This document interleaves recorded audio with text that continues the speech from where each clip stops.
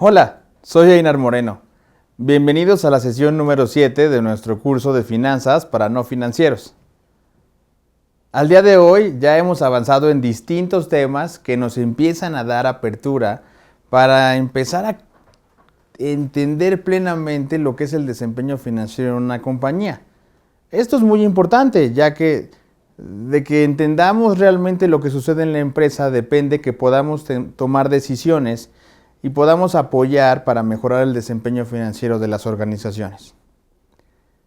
Hasta ahora ya hemos revisado los 4 principales estados financieros que nos dan esos insumos para entender qué sucede en la compañía. El estado de situación financiera o balance general, el estado de resultados, el estado de variaciones de capital y finalmente revisamos cuidadosamente el estado de flujo de efectivo. Quiero aprovechar este momento para agradecerles sus correos e invitarlos a seguir escribiéndome para responder esas inquietudes que a veces no es posible responder en tiempo real. Recuerden, mi cuenta de correo es einar.moreno@outlap.mx. Ciertamente ya hemos revisado las características principales de lo que son los estados financieros. Esta sesión la vamos a dedicar particularmente a revisar una herramienta principal en lo que es la revisión de las tendencias o comportamientos dentro de cada uno de esos estados. Estoy hablando de lo que se denomina el análisis horizontal y vertical dentro de los estados financieros. Para revisar este tema, he preparado un ejemplo respecto a lo que es el estado de resultados, que es donde normalmente vamos a encontrar una mayor capacidad de análisis. Esto no quiere decir que no podamos utilizar la misma técnica en los otros 3 estados. Sin embargo, uno de los temas más recurrentes que los inversionistas o administradores, directores de empresas solicitan es el análisis de la rentabilidad. Y es por eso que hoy vamos a utilizar el estado de resultados como un ejemplo clave dentro de lo que es el análisis horizontal y vertical. Lo que les voy a mostrar a continuación es una versión reducida a su mínima expresión de lo que son nuestras cuentas de estado de resultados. Primero, tenemos el renglón número 1, que es el renglón de ventas. Después tenemos costo de ventas y sabemos que ventas menos costo de ventas obtenemos la utilidad bruta. Para después restarle lo que son nuestros gastos de operación y obtener en consecuencia la utilidad de operación. Después restamos intereses y obtenemos utilidad antes de impuestos. Restamos impuestos, que para nuestro ejemplo el día de hoy estamos usando una tasa ejemplo impositiva del 30%, a lo que nos lleva a una utilidad neta. Ahora bien, fíjense cómo en este caso, este estado de resultados, lo que está mostrando es justamente el comportamiento del 2013 de una cierta compañía. Ventas por 1000, costo de ventas por 600, nos arroja una utilidad bruta de 400. Gastos de operación de 250, entonces llegamos a una utilidad de operación de 150. Esta empresa no tiene deudas, no hay por qué pagar intereses, y entonces tenemos una utilidad antes de impuestos de la misma cantidad que de la utilidad de operación de 150. Sacamos el 30% de ese número, 45 son los impuestos, por lo cual llegamos a una utilidad neta de 105. En este momento tengo, digamos, el resultado ya como me lo pide el estado financiero, estado de resultados, en materia del acomodo de las cuentas.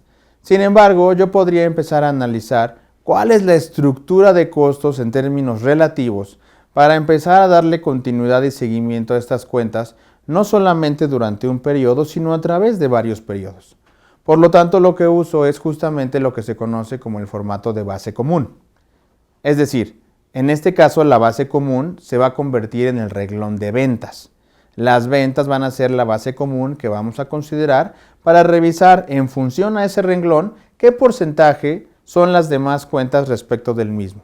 Es decir, el 100% son las ventas y vemos cómo en consecuencia 600 pesos representa 60% del total de las ventas y así sucesivamente. 40% será la utilidad bruta, 25% el gasto de operación, 15% la utilidad de operación y finalmente la utilidad neta del 11%.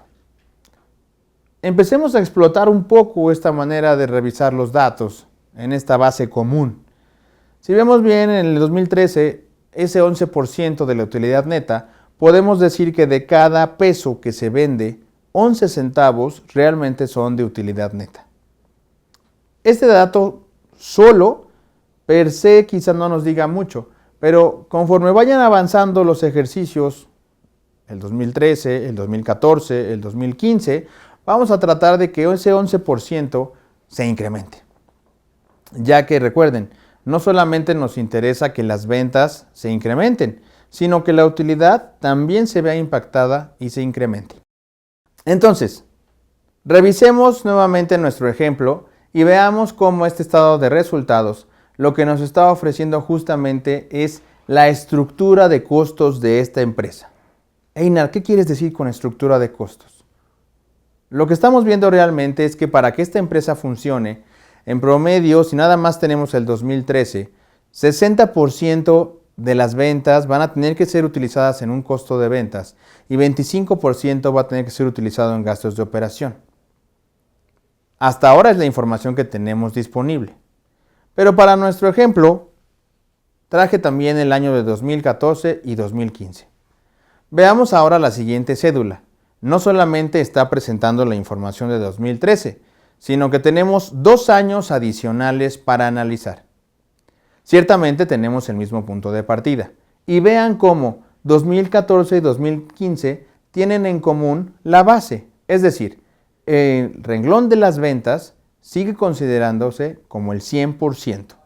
Por lo tanto, para nosotros resulta muy sencillo empezar a darle seguimiento a esa estructura de costos, lo que nos va a ayudar a darnos cuenta dónde hay áreas de oportunidad para trabajar en el desempeño financiero.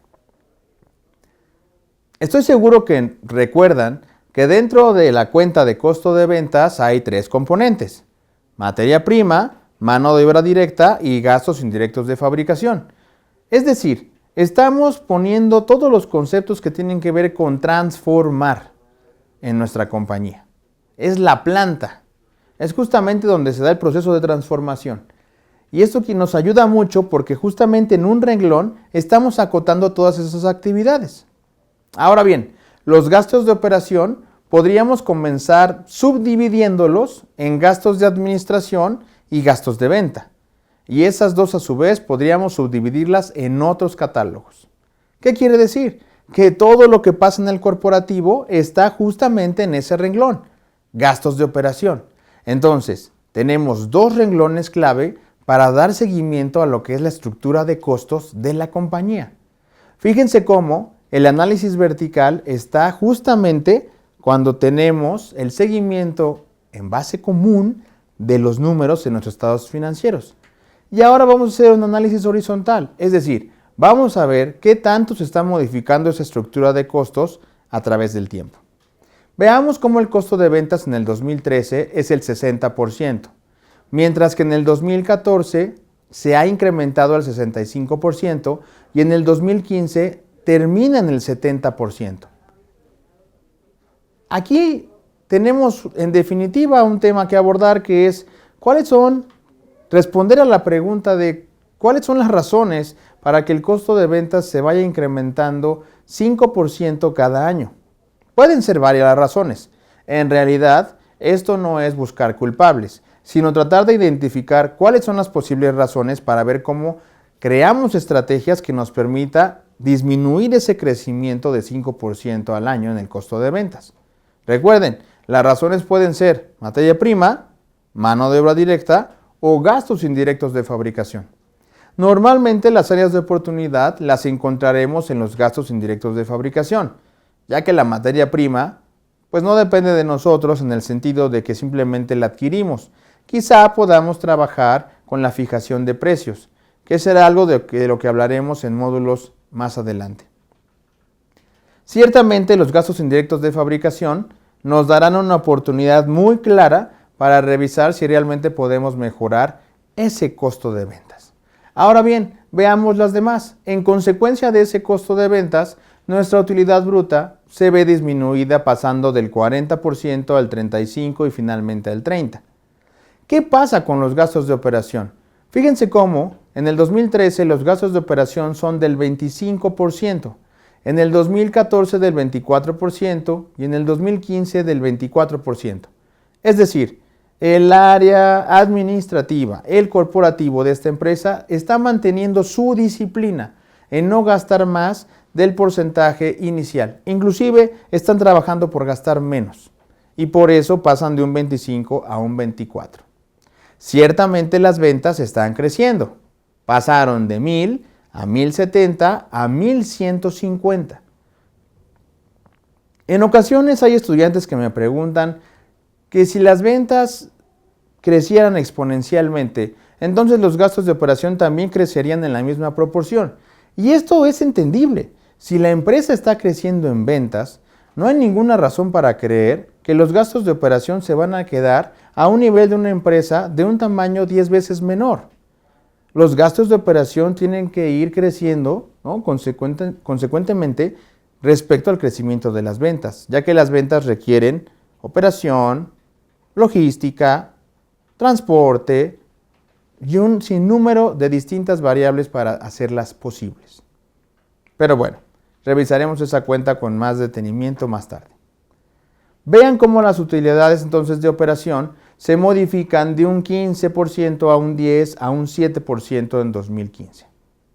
Y así sucesivamente vemos los cambios entre años y vemos precisamente que la utilidad neta, como la habíamos pensado inicialmente de 11%, contrario a lo que nosotros esperaríamos, está disminuyendo a un 7% en 2014 y a un 5% en 2015. O sea, tenemos que de 2013 en un escenario que de cada peso 11 centavos se nos quedaban de utilidad neta, en el 2015 solo 5 centavos de cada peso se nos están quedando de utilidad neta. Para muchos empresarios en México, este es el tope, el límite que tenemos para poder considerar que nuestra empresa es rentable. ¿Por qué?